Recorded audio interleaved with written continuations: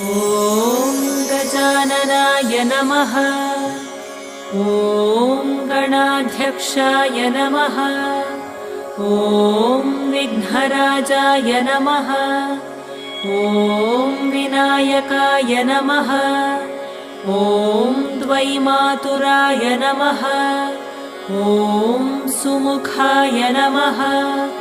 ॐ प्रमुखाय नमः। ॐ सन्मुखाय नमः। ॐ कृतिने नमः। ॐ ज्ञानदीपाय नमः। ॐ सुखनिधये नमः। ॐ सुराध्यक्षाय नमः। ॐ सुरारिभिदे नमः। ॐ महागणपतये नमः। ॐ मान्या